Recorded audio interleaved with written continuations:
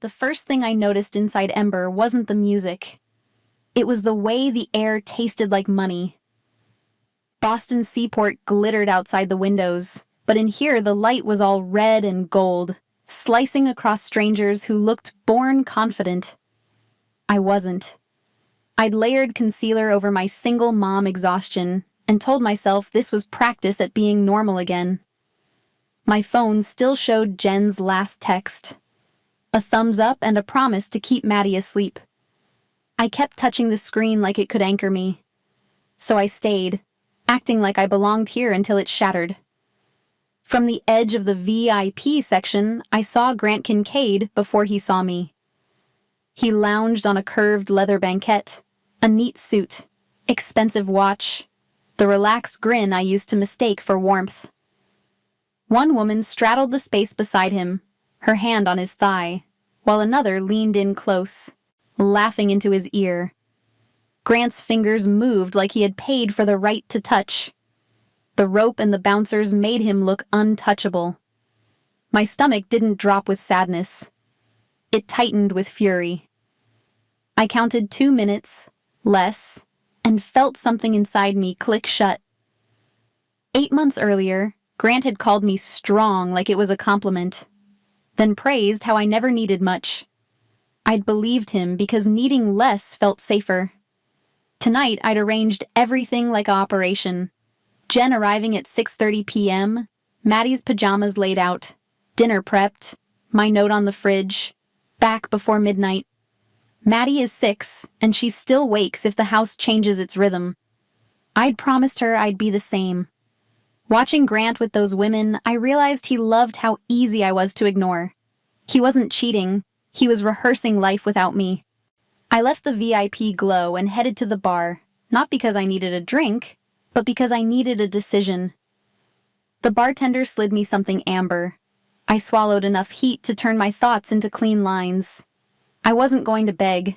I wasn't going to cry. I wasn't going to let Grant narrate this as a misunderstanding. I wanted one moment where I chose the story. That's when the reckless idea arrived, bright as a match. 10 seconds. A kiss. A message delivered without words. Not love, not lust, just my dignity returning in front of him. I scanned the bar like I was choosing a weapon. Most men were loud, hungry for attention. Then I saw him, Nico Santoro, sitting alone, shoulders relaxed, gaze steady, as if the base couldn't reach him. Mid-30s, hair, suit that fit like it remembered his body. He didn't flirt with the room. He didn't check his phone. He existed calm and dangerous in the same breath.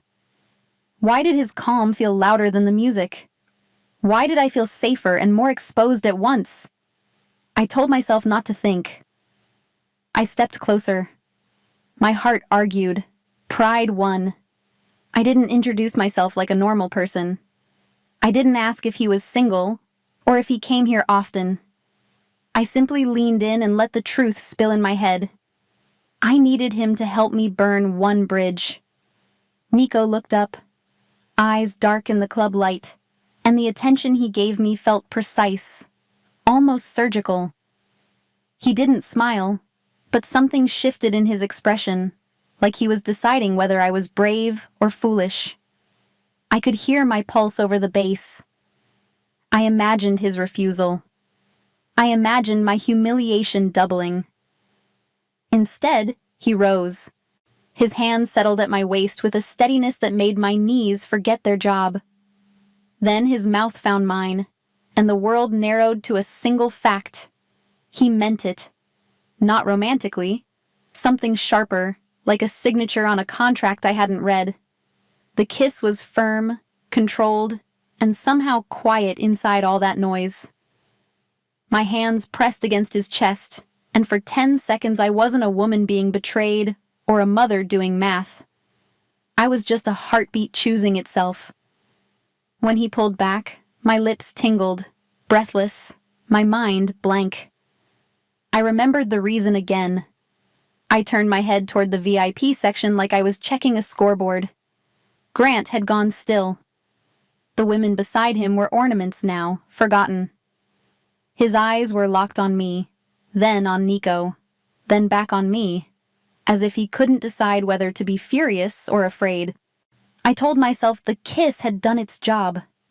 So why did my skin feel electric like I'd invited lightning? Why did I want to chase the stranger who should have been a prop? Nico stepped away, leaving space like a warning. I grabbed purse and refused to look back. As I pushed through the crowd, the club's heat fell away and the night air hit me sharp. My phone vibrated with Jen's update, Maddie asleep, all calm, and the relief buckled me. I had to get home before midnight, because promises are the only currency kids believe in. Behind me, I felt Grant's stare travel like a hand on my back, possessive and offended, like I'd stolen what he owned. I didn't understand that look yet. I only knew it wasn't over. Somewhere past the valet line, a shadow shifted when I shifted. I walked faster and kept moving. Grant's stare followed me out of Ember like a hand on the back of my neck. My mouth still tingled from the kiss. I turned, squared my shoulders, and watched Grant approach with the practiced charm he used on waiters and investors. I could already feel the script forming. Confusion, excuses, the gentle accusation that I was dramatic. I'd heard that script before, just in different packaging. When I was late because Maddie's school called, I was disorganized. When I asked for a heads up, I was sensitive. Tonight he tried to turn two women in his lap into a misunderstanding, something I'd misread because I was tired. I was done swallowing my instincts to keep peace, done being convenient. Something in me hardened into a clean line. I didn't bargain. I didn't ask for an explanation. In my head, I made it simple. This ends tonight. It's in public. I walked away while he still believed he could pull me back with a soft voice and a familiar smile. Behind me, I felt his irritation sharpen, like my no embarrassed him more than his cheating embarrassed me. The cold air outside the club hit my face and woke up the part of me that never sleeps. The mom part. The part that checks the clock, counts minutes, and calculates risks. I had promised Maddie I'd be home before midnight, and promises are serious when you are someone's whole world. The Seaport streets looked glossy and calm, but every reflection in the storefront windows showed my own face too wide-eyed, too alone. I started walking toward where rideshare pickups clustered, keeping to the bright side of the street. My phone sat in my palm, unlocked, thumb hovering near the emergency button. I listened to my heels on the sidewalk, then listened for a second set. At first it was only a feeling, like pressure behind my shoulder blades. Then I heard it. Footsteps that slowed when I slowed, stopped when I stopped. I tested it. I paused at a window display, pretending to read a menu. In the glass, a man in a dark jacket paused too, a few yards back, looking past me like he wasn't looking at all. A car rolled by, black, quiet, tinted. It turned the corner, disappeared, then appeared again on the next block like it had been waiting for me to choose a direction. My throat went tight. I wasn't going to run down an empty street in heels. I stayed in motion, heading toward lights and people, telling myself fear is information, not weakness. Still, the question kept stabbing at me. Was I safer with the stranger I kissed, or with the man I thought I knew? That's when Nico reappeared, not like a hero bursting in, but like a shadow that belonged in the dark. One moment I was alone with my panic. The next he was there at the edge of my space, scanning the street with a calm that let my lungs pull in a full breath. He didn't ask if I was okay. He measured distance and angles, then shifted so I was no longer exposed. His presence changed the air. The follower hesitated. The black car slowed at the curb, and a door opened as if it had been waiting. Nico guided me toward it with a hand hovering near my back, not touching, but making it clear which direction was safest. I hated that I wanted to obey. I hated that my body recognized safety before my pride could argue. The driver stepped out, older, silver hair, in posture like an ex-soldier who never stopped paying attention. He opened the rear door without rushing, as if time belonged to him. When he glanced at me, his expression stayed neutral, but his eyes weren't curious. They were informed. He greeted me with my last name, casual and correct, like he'd said it 100 times. The sound made my stomach drop. I slid into the back seat because the alternative was the street, and the street had eyes. Nico got in beside me, close enough that I could feel his warmth, far enough to remind me I was still free to breathe. The car pulled away smoothly, sealing us in leather and quiet. My phone buzzed with Jen's update. Maddie still asleep, and I almost cried from relief. Nico watched the city slide past the window like it was a map he already understood.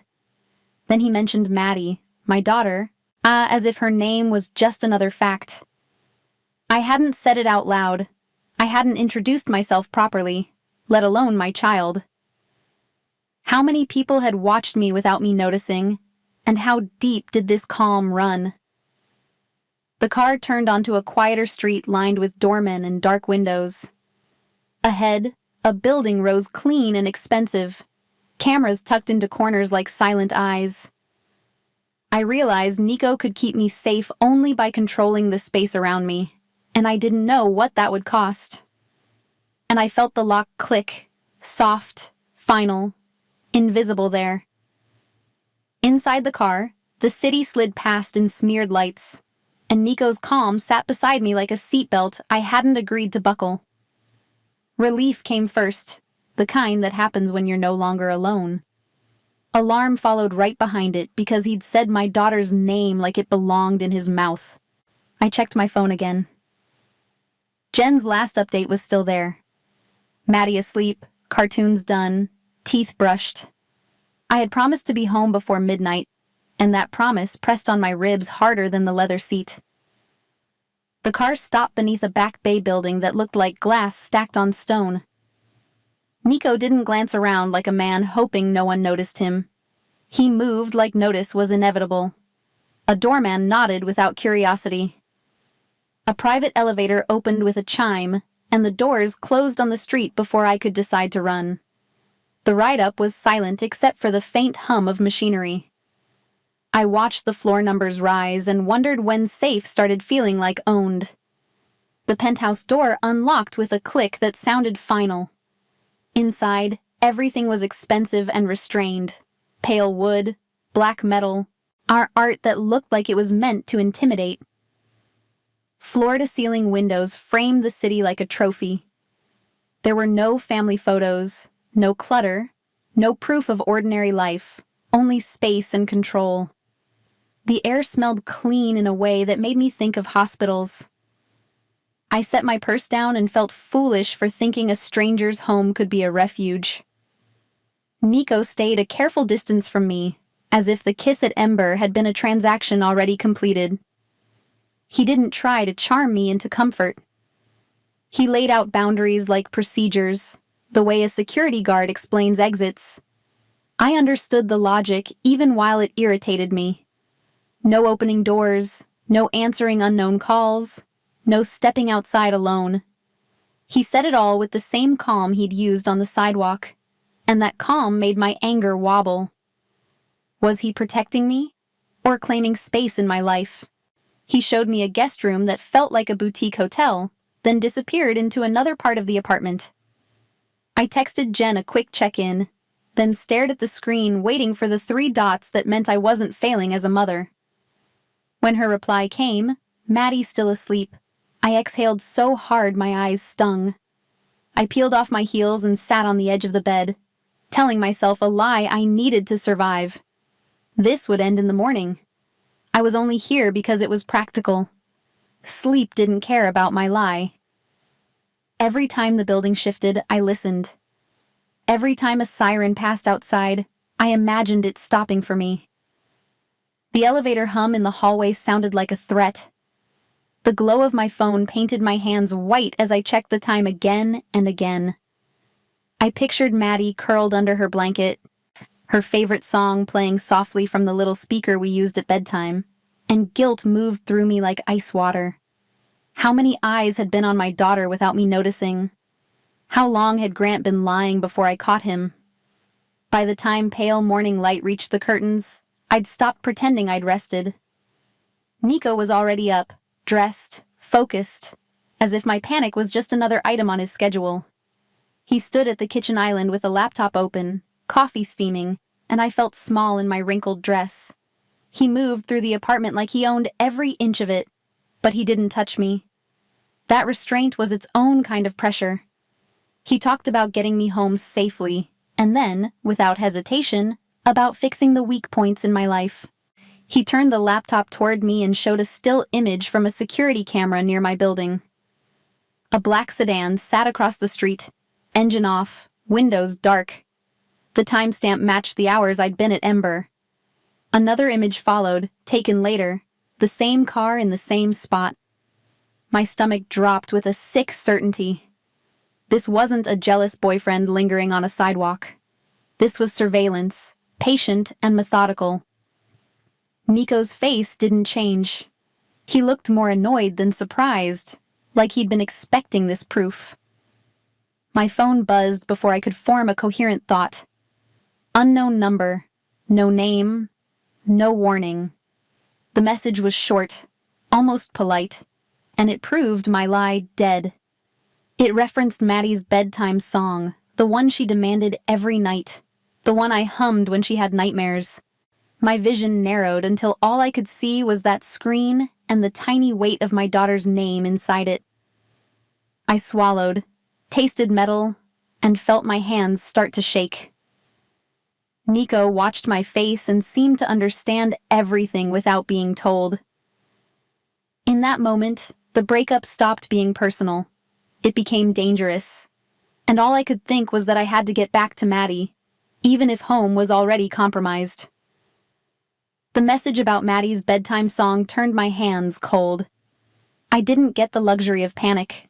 I had a child sleeping somewhere, and a babysitter counting on me to come home. Nico watched me read it, then moved like the decision had already been made. A coat appeared in my hands, my phone was in my pocket, and the private elevator swallowed us. On the ride down, I kept picturing Maddie's hair fanned on her pillow and the way she hummed that melody when she felt safe. I needed her safe again. It had found us before I moved. Elias was waiting by the curb, engine running, eyes on the mirrors. Nico slid into the back seat beside me, leaving space like a warning and a promise at once. The car rolled through Boston as if it belonged to the night, turning only when Nico nodded.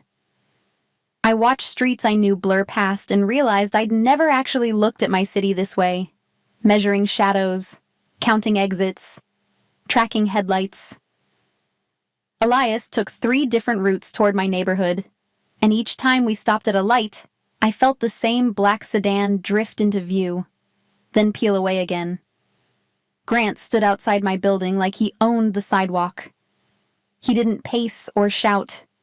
He simply waited, and hands in his pockets, face tilted up toward my windows. That posture was its own threat, the kind that says I can outlast you.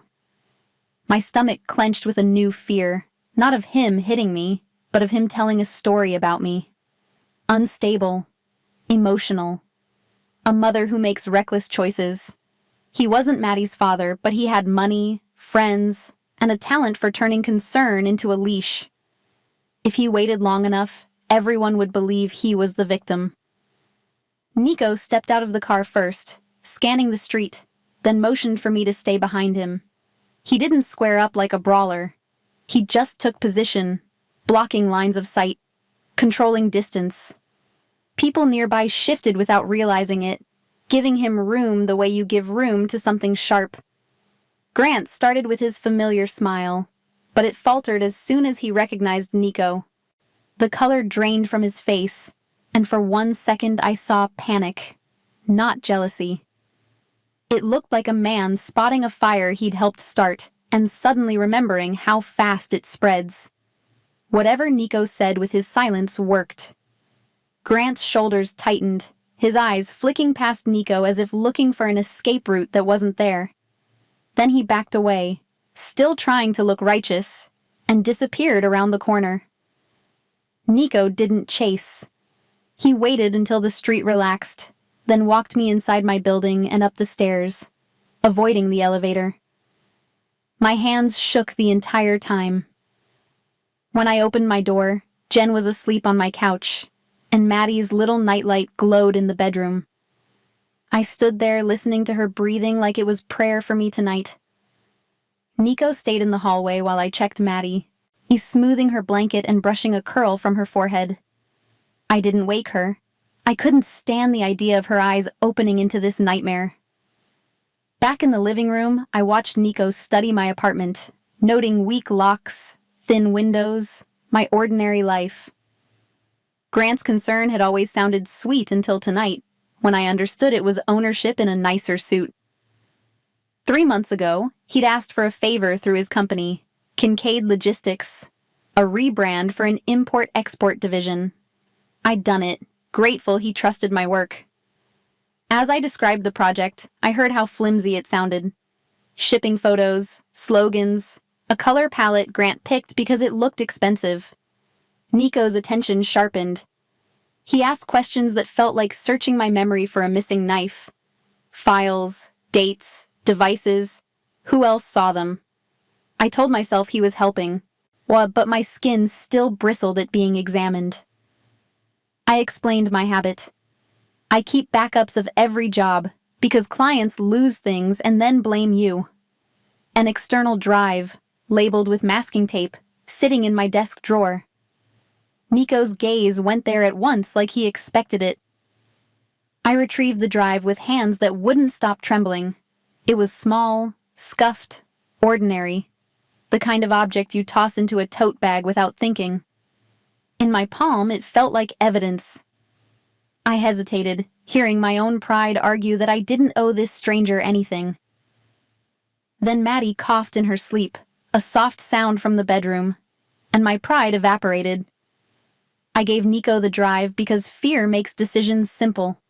He plugged it into his laptop at the kitchen table, shoulders relaxed, fingers steady.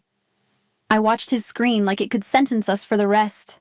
Nico opened the folders I recognized, drafts and exports, everything I'd delivered and everything I'd hoarded. The first images looked normal. Containers, clean warehouse lines. Then he zoomed in on a corner I'd never noticed, numbers tucked where no one would look twice. He opened a second image, then a third, and the same code appeared again.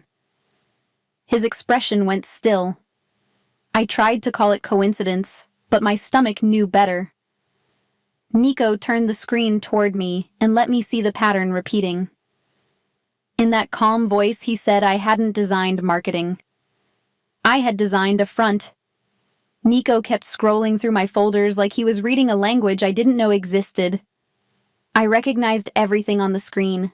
My own file names, my own thumbnails, bright photos of clean warehouses, shipping containers stacked like toy blocks, on glossy, future imagery I'd chosen because Grant said his company wanted to look modern.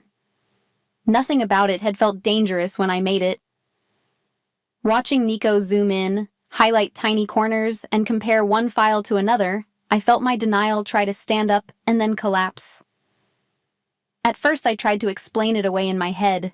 A template artifact, a watermark, a mistake I'd missed because I was rushing between client emails and Maddie's school pickup.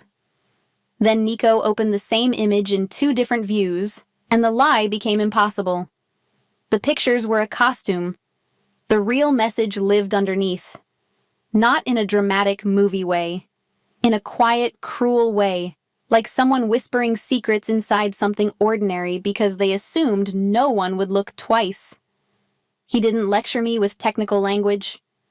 He showed me patterns, on numbers that repeated across different marketing images. Routes that didn't match the public story Kincaid Logistics sold. Dates that lined up like a timeline, not a branding concept. I understood it the way I understand design. When something repeats, it's intentional. When something hides, it's because it's meant to travel unnoticed. My stomach turned as the meaning sharpened. Grant hadn't asked me to make a brand. He'd asked me to help him hide movement. The worst part was how obvious it felt once I saw it. I'd been proud of being professional, proud of keeping backups, proud of being the reliable one. And now that habit looked like a trap that had been built around me. Grant didn't pick me because he loved me. He picked me because I was competent, predictable, and careful. I was the perfect unintentional vault. How long had I been carrying evidence without knowing it? Was he watching me before I ever caught him cheating? Had he been measuring how easy I would be to use? Shock hit first, then nausea, then rage so hot it made my ears ring. After that came the ugly wave of self-blame, the kind that whispers you should have known better. I thought of Maddie's bedtime song, the message that proved someone else knew it too, and the self-blame snapped into something cleaner. Protective focus. I didn't have time to hate myself. I had to protect my child from the consequences of my mistake. Nico's calm didn't soften, but it shifted. The way it does when someone stops gathering information and starts acting. He didn't ask if I wanted to leave Boston. He moved like leaving was already the only option. I felt resistance rise in me out of pure instinct. My apartment was my life, my routines, my daughter's drawings on the fridge. But then I pictured that black sedan outside my building, pictured a stranger knowing Maddie's song, and my resistance turned into a quiet surrender. Pride could not be my shield tonight. The plan came together in minutes. Not chaotic, procedural. A bag for Maddie, a bag for me. Essentials. Chargers. Medication. My laptop. Maddie's favorite stuffed rabbit with the worn ear. I moved through my apartment like a ghost, listening for footsteps in the stairwell, flinching at every distant car door. Nico stayed near the windows, checking angles, checking the street, letting me pack without hovering. Even that felt like control. The kind that says he had space for my choices only inside the boundaries he set. I woke Maddie gently, keeping my voice calm and soft. I told her, in the simplest version my heart could manage, that we were going on a quick little trip. I watched her face for fear and saw only sleepy confusion, the kind kids trust you to fix. She asked questions with her eyes more than her mouth, and I answered with steadiness I didn't feel. Jen woke and looked startled, and I gave her a look that begged her not to panic. I hated that my life now required silent coordination. We left Boston while the city still had its lights on. Elias drove, hands steady on the wheel. Nico sat beside me in the back, not touching, but close enough that my breathing began to match his without permission. The seaport skyline fell behind us. Then the highways opened into darkness. Streetlights thinned. The radio stayed off. Maddie dozed against my shoulder, warm and heavy, and I stared out at the black trees rushing past like they were swallowing us whole. If Nico could build a fortress this fast, what kind of war had he survived to learn it? The Cape changed the air, salt and cold and open space. We passed gates that looked too serious for a vacation town. Cameras blinked from corners.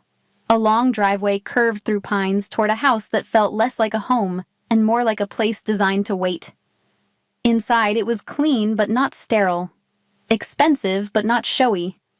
The kind of property that doesn't need to announce itself. Maddie wandered the living room with cautious curiosity, hugging her rabbit. Nico didn't smile widely or try to charm her. He did smaller things that landed harder. He made sure she had water within reach. He adjusted the thermostat without being asked when she shivered. He found a blanket and draped it around her shoulders like it was the most natural duty in the world. Watching him be gentle with my child scared me more than his power. Danger I understood. Attachment was the thing that rewired people. Night came early. I tucked Maddie into a big bed in a room that smelled like laundry soap and nothing else. I told myself another lie, softer than the first but just as desperate. Here, at least, we were invisible. I lay down fully clothed, phone in my hand, listening to the house settle. Then the lights cut out. The silence that followed was immediate and wrong, like the whole property held its breath. My phone screen glowed, and an unknown message appeared, short and steady, promising it could still count my breaths.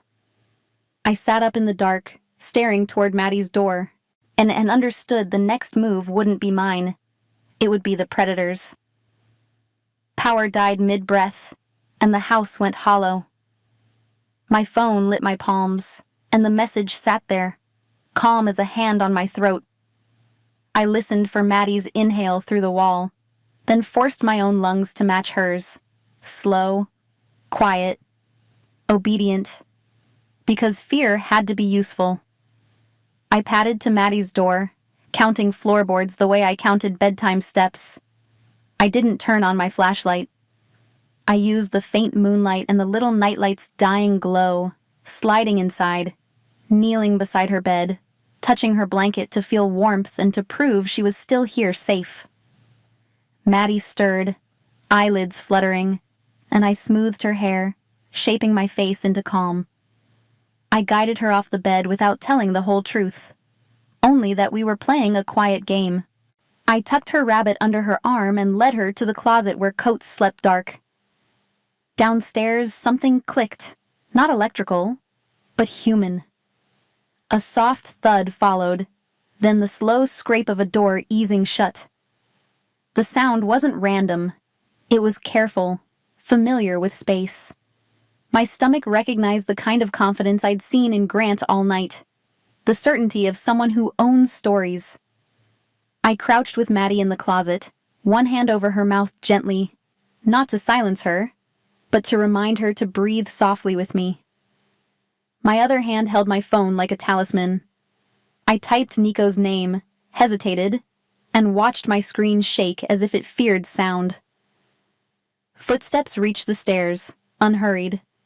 I didn't need to see him to know it was Grant. My body remembered his entitlement. I imagined him framing this as concern, and pretending he was rescuing me from myself. The same voice that once soothed now weaponized every promise, every apology, every rewrite. I heard him moving through the living room, touching things like inventory. He wanted the drive, the files, the proof I never meant to keep. In my head, he blamed me for professionalism, called it theft, called it betrayal. He would threaten my reputation before he admitted guilt to anyone. Maddie's fingers gripped my sleeve, tiny and trusting, and my pride died. I wasn't going to gamble with her because I wanted to prove I could handle it. I pressed call. The ring felt loud. I kept my voice trapped inside my chest, praying Nico understood without me explaining word. The answer came too fast, like he'd been waiting with the phone in his hand. Relief surged, then suspicion, because no one arrives that quickly unless they expected the call. I told him where we were in broken fragments, and I felt the air shift as if a plan engaged. Minutes later, I heard vehicles on gravel, doors closing softly, feet moving with purpose. Not one panicked shout, just rhythm. A lock clicked downstairs, then another. Maddie pressed her face into my shoulder, and I held her tighter, listening to boots cross wood floors like they owned them already here. The closet door opened a crack, and Nico's silhouette filled it, steady as a wall. He didn't touch Maddie first. He met my eyes, confirming we were safe before moving. Behind him, shadowy figures flowed past, guiding Grant out of the house without spectacle. I never saw hands, only control. In the hallway, I caught the truth in small details. A tiny light near the baseboard blinked once like a signal. Someone carried a tablet showing the feed. Nico wasn't surprised or breathless. He looked like he was confirming a prediction, and I understood the safe house had been bait. Relief hit me so hard my knees softened, and anger followed behind it. How long had Nico been planning for this night, while I kept telling myself we were invisible?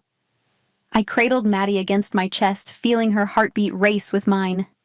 Safety had arrived, but it came with secrets. Nico guided us into a room lit by a backup lamp. The soft glow made Maddie's face look impossibly young. He lowered himself to her height and offered water with slow hands, careful not to startle her. I watched, unsettled by how tenderness could look like training in his world. I didn't see Grant leave, but I felt the air change when he passed, like a storm moving out. Outside, an engine started, then faded. Nico's focus didn't loosen. He listened, spoke to the others in coded fragments, and one phrase lodged in my mind. Bigger people watching from somewhere. I held Maddie until her breathing slowed, but mine stayed jagged. My eyes searched corners for movement, even in light. I wanted answers from Nico, yet he offered no speeches. He stayed close, monitoring windows, as if expecting another wave. If Grant was a piece, who held the board tonight? Later, I noticed a small receiver humming on battery power, wires hidden behind a vase. It wasn't decor. It was surveillance. I remembered Nico answering my call too fast and understood he'd planted eyes here before we arrived. We hadn't been alone, not even once, and realization burned in me. Maddie fell asleep again, curled against my side on the sofa. I watched Nico, posture alert, face unreadable, like he could snap back into danger any second. I was safe for the moment, but emptied out, and I knew the chapter wasn't surviving. It was understanding what his protection cost. Before dawn, Elias returned with an update I understood only by Nico's reaction. Tight stillness, colder focus. Grant's removal had been noticed. Someone else had asked questions. Nico didn't soothe me with promises. He adjusted plans.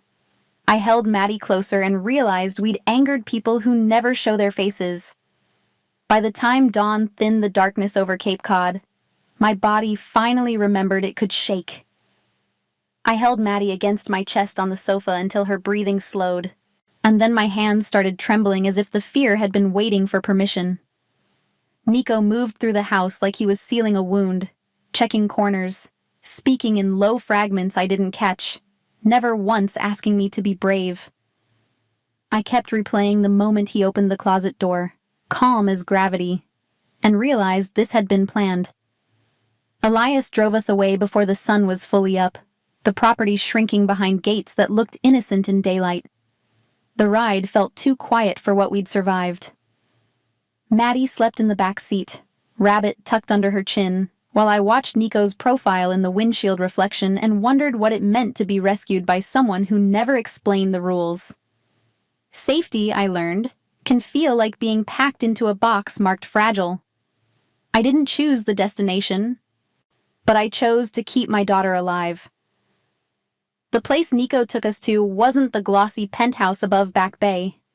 It was smaller, still protected, but it held signs of a real person. A stack of worn paperbacks by the couch, a chipped mug near the sink, a coat thrown over a chair like he'd come home tired and forgotten it. The warmth should have relaxed me, but it did the opposite. Power I could understand. Humanity was harder. If he could be gentle, he could also be hurt. And that made the arrangement feel personal too. I ran Maddie's routine like a spell. Warm water on her face, a clean shirt. Her rabbit propped beside her. The same song humming under my breath so she wouldn't ask why the world felt different. When she finally drifted off, I sat on the floor by the bed and stared at my hands. They looked normal, but they didn't feel like mine. I kept thinking about the closet, the footsteps, the message counting my breaths. I had survived, yet my body still waited for the next hit of fear. Later, Nico left a small card on the counter beside my phone, the name of a counselor and a second option, both discreet, both local, both already vetted. He didn't make a speech about healing. He made it practical, like replacing a lock. The gesture cracked something in me, because it wasn't about winning or owning. It was about seeing my panic as real. I felt gratitude, then shame for needing help, then anger that I'd been pushed here at all. Care, I realized, can be a hook in itself. I wanted to thank him and shove him away at the same time.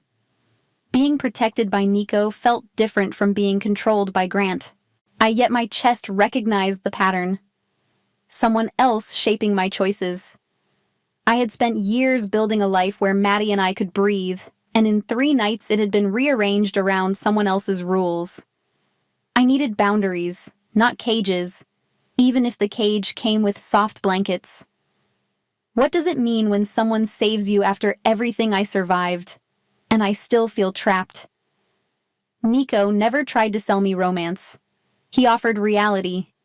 From what I could gather, his world ran on consequences, and he preferred to apply them early, before threats touched the people under his protection. He explained just enough for me to understand why Grant couldn't be allowed to wander free with leverage, but not enough to make me feel included. Each time I reached for more, he gave me silence shaped like patience. I started to suspect his restraint wasn't kindness. It was strategy, and it scared me too. By late morning, the adrenaline drained and left me hollow. I sipped water, fought nausea, and kept smiling at Maddie like nothing had happened. She asked for cereal and I gave it to her, grateful for an ordinary demand. My mind kept circling the dark house, the timing, the way Nico's team moved like they rehearsed. I wanted to rage at him for using us as bait, then collapse into gratitude because the bait had lived. If the trap saved my child, did I have the right to hate it? Nico didn't hover, but he never vanished.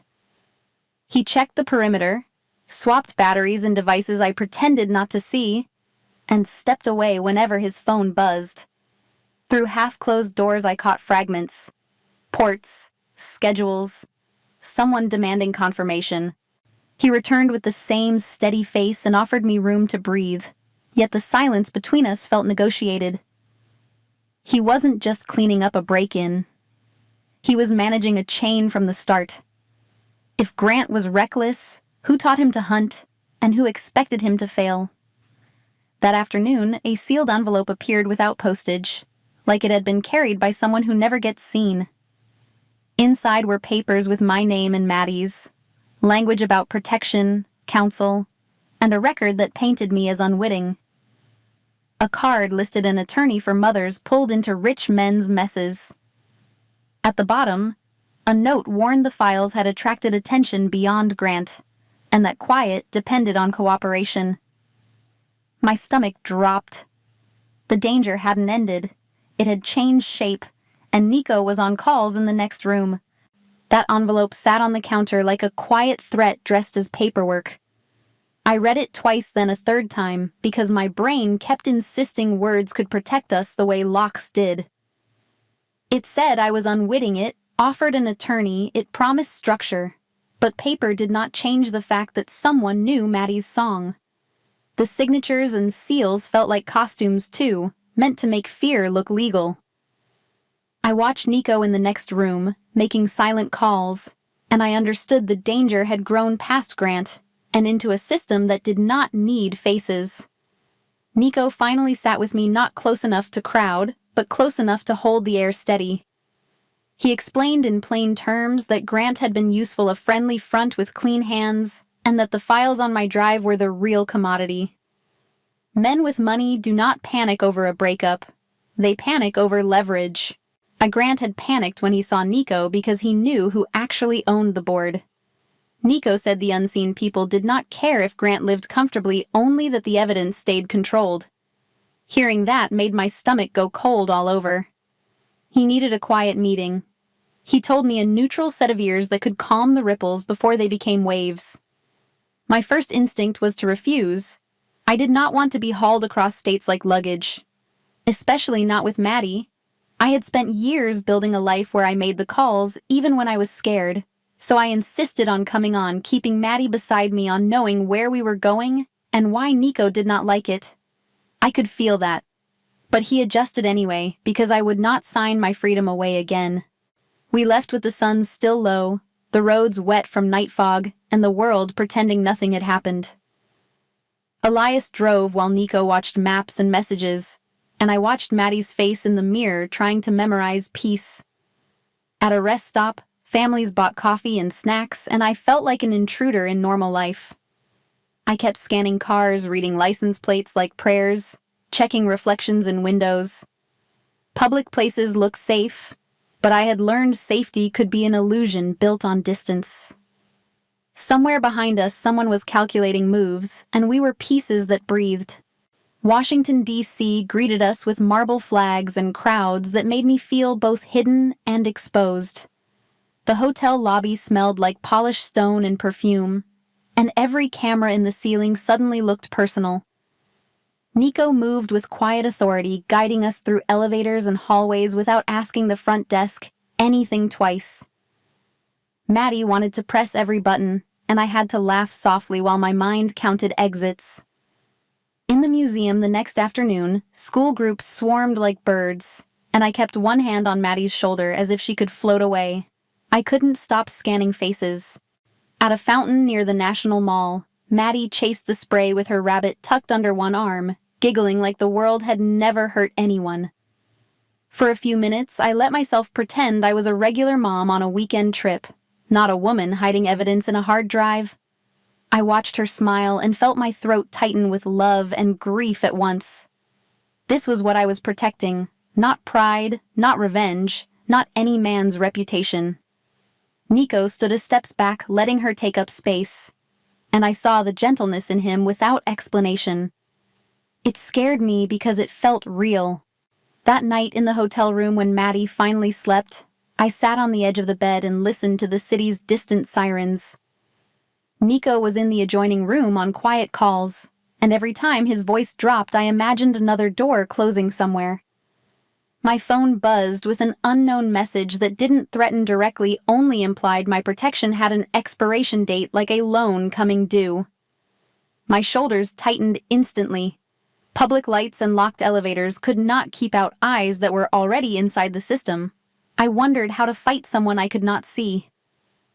After midnight, my phone rang from a blocked number, and my stomach knew first. I answered because silence had already stalked me for days. Grant's voice sounded smaller, stripped of the confidence he wore at Ember. He offered an apology, but it felt practiced, delivered for an audience I could not hear. The line carried the sense of a handler nearby, someone deciding what he was allowed to admit. He hinted he was being moved far away under new rules, and that cooperation was not optional. I realized his fear was not for me, but for whoever now owned him. That call left me colder than any threat. If Grant was already being handled, someone else was pulling strings, and the game was still moving. I watched Maddie sleep in dim light, her breathing steady, and I felt how thin paper protection was. Nico moved in the next room on quiet calls, shutting doors I could not see. The real danger lived in rooms where decisions were made without witnesses. I wanted normal until it hurt, but I could not live on borrowed safety. By morning, I would ask Nico for truth and a real role in my survival, openly. Grant's voice on that blocked call kept replaying in my head, not as a threat, but as proof that someone else had their hand on his throat. I couldn't sleep. Maddie was curled on the hotel bed, hair across her cheek, rabbit tucked under her arm, breathing in the steady rhythm kids own like a secret. I watched her chest rise and fall and felt the dangerous temptation to pretend we were tourists, that tomorrow we'd take pictures, buy ice cream, and go home. Normal was the thing I wanted most, and wanting it that badly made me reckless. The message about conditional protection had tightened something in me all over again. In public, danger looked far away, softened by marble lobbies and security cameras, but I'd learned that cameras can watch you without saving you. I could feel Nico awake in the adjoining room, pacing softly, making quiet calls, closing doors I wasn't invited behind. Part of me wanted to lean into his control and let him carry the fear. Another part remembered Grant's gentle smiles and the way I'd mistaken being managed for being loved. By sunrise, I realized the scariest pattern wasn't the men in suits or the black cars. It was the way decisions kept happening around me, supposedly for my own good, until my life felt like a schedule someone else wrote. I couldn't survive that twice. When Nico finally stepped into the kitchen with coffee and that same steady face, I didn't soften my voice. I asked for truth in pieces I could carry, the kind that let a mother make choices. I didn't need every detail. I needed to know what we were up against and what he planned to do with the files. He listened the way he listened at Ember, ain't like he was weighing risk, not feelings. Then he gave me the plain version. The files were leverage, and leverage attracts hands you never see. Grant had been a convenient mask, a smiling messenger, but the people behind him cared only about control of roots and proof. Nico's meeting in DC wasn't about romance or rescue. It was about lowering the temperature before someone decided we were easier to erase than to negotiate with. Hearing that, I felt both smaller and steadier. At least the danger had a shape. Still, I refused to be a bystander in my own life. I asked to see what he saw. Not the secret world, just the patterns. My designer brain could do patterns. We spread the material across screens and folders, and I did what I'd always done for clients. I organized. I grouped images by date, by campaign name, by the tiny details most people ignore. I noticed when the same warehouse photo appeared with different captions, when a logo file had been exported twice at odd times, when certain numbers repeated in corners like a signature. I didn't need to understand the whole crime to understand intent. Someone had used my work like a shipping label, and I was finally reading it. Nico watched me work with something like respect, and that should have felt empowering. Instead, it scared me. Capability doesn't just make you useful, it makes you visible. In his world, visibility is currency, and currency gets stolen. I could tell he wanted to pull me back behind him, to keep me out of the line of fire. But he didn't dismiss me. He adjusted the plan around me, and that was the first time I felt like a partner instead of cargo. In the afternoon, Maddie tugged my sleeve in the hotel lobby and leaned toward Nico with the easy trust kids offer when they feel protected.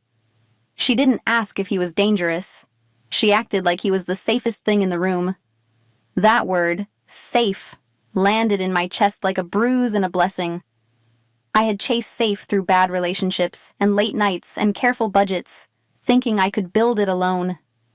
Now it stood beside me in a man I barely understood, and I had to decide what kind of safe I wanted, the kind that cages you, or the kind that frees you. That evening, Nico finally let the last piece drop. Stabilizing peace wasn't just about hiding the drive or shredding paper trails. The bigger players wanted a loose end tied off, and Grant was the loose end they all agreed on. Nico said it with the same steady practicality he used for locks and roots. But the meaning made me sick. Grant would be offered, relocated, removed from the board in exchange for us being left alone. I stared at my hands and realized this wasn't a love story's climax. It was a negotiation between shadows. If I finally have a voice, will he keep listening when the cost rises? Is normal something you return to? Or something you rebuild? I swallowed, felt strangely calm, and understood the next outcomes would be decided quietly, starting now. Nico didn't ask me to like it. He only asked me to stay close and let the plan run. I looked at Maddie sleeping, small fist around her rabbit, and knew I would choose complicated safety over pretty uncertainty. My fear had a direction now. The pieces were moving. Somewhere doors would close, names would vanish, and Grant's world would start to collapse quietly. I carried the trade in my stomach like a stone.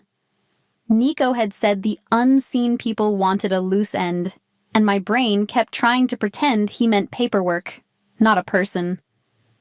Maddie ate hotel cereal at the tiny table, humming like yesterday never happened, and I smiled until my cheeks hurt. Inside, I felt split between morals and motherhood. I wanted fairness. I wanted courts and clean endings, but I wanted my daughter breathing more. When Nico left for meetings, I watched his jaw tighten, and I understood outcomes were being negotiated somewhere I could not enter yet. The next 2 days blurred into quiet movement. Nico's phone never stopped, but his voice stayed low, controlled, almost bored. Men I didn't know came and went through side entrances, carrying folders instead of weapons, signing pages instead of making threats. I saw names on screens, ports, vendors, and compliance notes that sounded harmless until I noticed how quickly they shut doors. An email from my client list bounced back because the Kincaid contact address no longer existed. Grant's social feeds went dark. Even Boston gossip sites stopped whispering his name, as if someone had erased the search bar itself. Nothing exploded on the news. There were no sirens, no headlines with my face, no dramatic arrests on live television. The machine just started losing parts. A warehouse photo I had used in a brochure vanished from the company website. A shipment announcement was replaced by a blank page. A charity gala Grant loved suddenly postponed, and the donor list disappeared overnight. That was when I understood what Nico meant by consequences. Revenge would have been loud, satisfying for a minute, and useless after. Justice in his world was structural. It dismantled quietly, so retaliation had nothing obvious to strike. On the third morning, Nico returned with a different stillness. He didn't give speeches, but the air around him said a decision had been completed. Grant was being relocated, not punished in public, not dragged through court where he could bargain, cry, and blame me. He would be handed a new identity somewhere far enough away that Boston would become a story he told only in private. The point was silence. A dead man makes noise. A vanished man makes people shrug and move on. I hated how practical it sounded, and I hated how relieved my body felt anyway. Relief came with guilt, like two hands holding the same rope. I didn't miss Grant. I missed the version of myself who believed him, the woman who thought love meant lowering her needs until she disappeared. I stared at Maddie's small shoes by the hotel door and felt rage at my own naivete. My life had become the spark that sped up Grant's consequences, and I didn't know where to put that weight. Nico kept reminding me, without saying it directly, that Grant chose every step that led here. I was only the mirror that finally showed him for real. When the calls slowed, I did the only thing I could control. Maddie's schedule. I emailed her school about an extended family trip. I booked Jen an extra week of pay and thanked her with a sincerity that hurt. I opened my laptop and answered client messages, using my tone like armor. I wrote a list of what we needed to return home. New locks, a new phone number, a new daycare pickup password. The attorney card from the envelope sat beside my coffee mug, and I finally called to ask what paperwork would protect a mother from a liar. As days passed, the heat eased in ways. No unfamiliar cars lingered near the hotel entrance. No unknown texts arrived after midnight. When I stepped into a crowded lobby, I didn't feel eyes locking on my back. Even my shoulders began to drop, inch by inch, as if my body was learning a new language. Maddie laughed more, asking about monuments instead of whispering questions about the dark. I started imagining our apartment again, the water pressure, the kitchen table, the life that had felt small before, and now looked priceless. Quiet, I realized, is not emptiness. Quiet is mercy. That evening I caught Nico staring out the window with a fatigue he couldn't hide. His phone buzzed, and then his face hardened the way it did before action. When he ended the call, he moved closer and I sensed a confession without romance. Keeping us untouchable had cost him. He had burned a bridge with someone who expected loyalty, traded away a favor he might have needed later, or exposed a weakness by choosing us. I didn't know which, only that others would not forget. Safety had been purchased, and the bill would come due in his name, not mine either. On our last night in D.C., Maddie fell asleep with the lamp on, warm light spilling across her face. I sat beside her and let my mind drift forward for the first time in weeks. Not to danger, but to healing.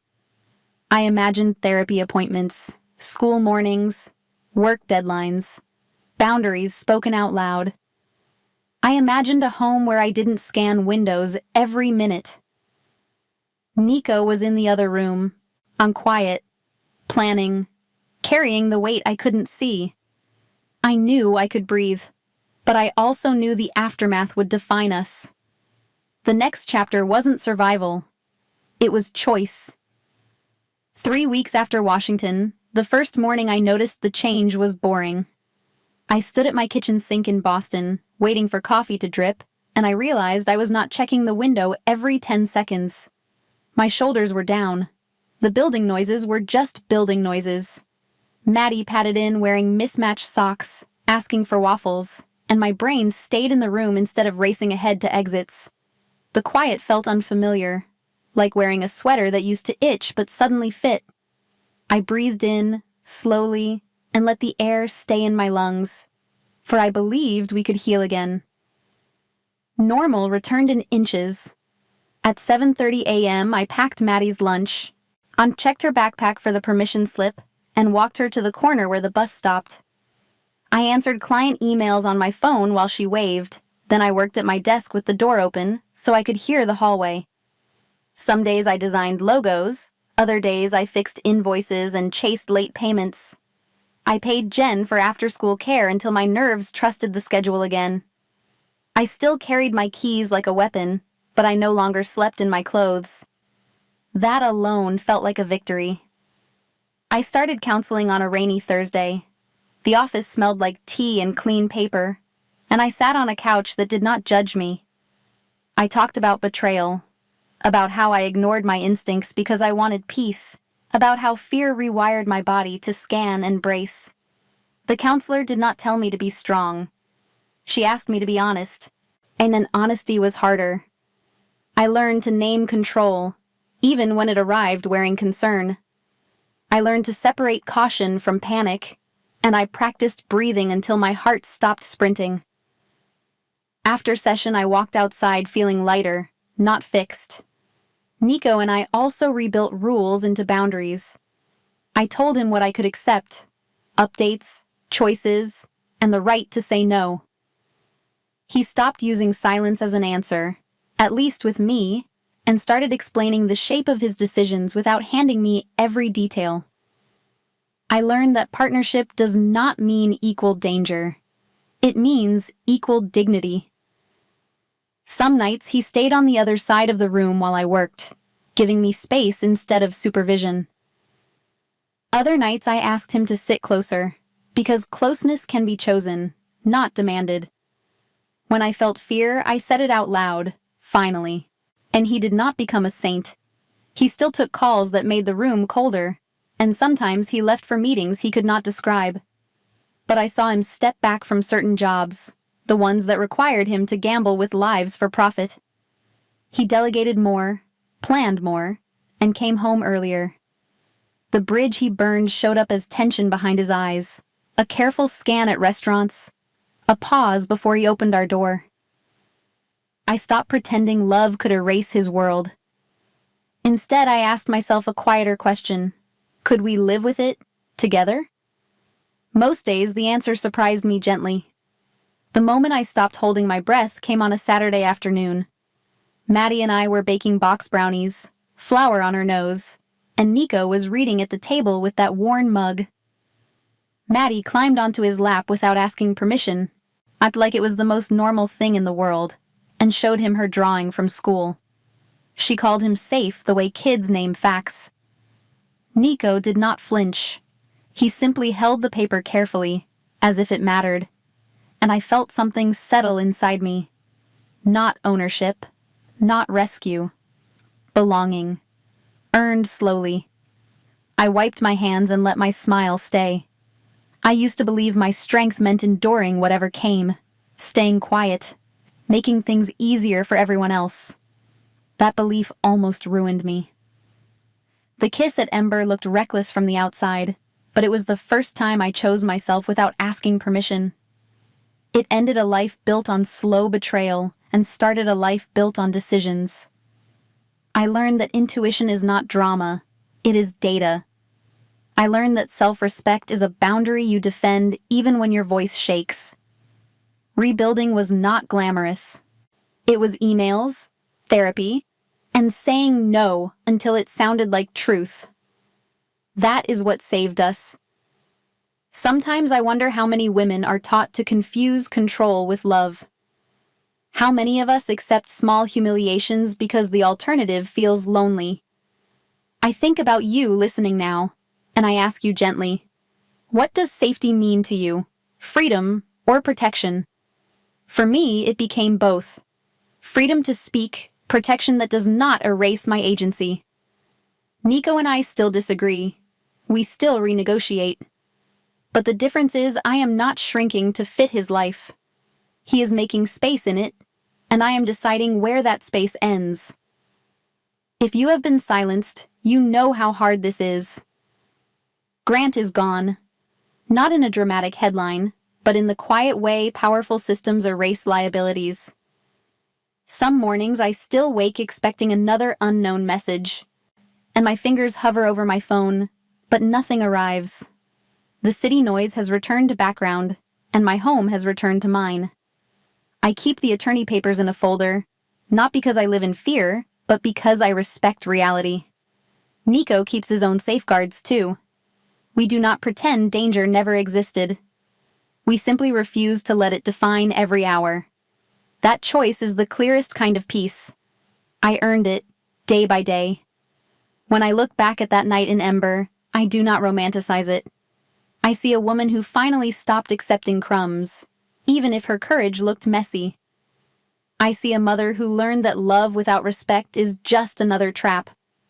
And I see a man who chose to protect without crushing, imperfectly, but deliberately. This is the life I chose. If this story hit something tender in you, please like and share it. In the comments, tell me where you are watching from, and tell me honestly, would you run, fight, or trust? I will read replies and hold space for you.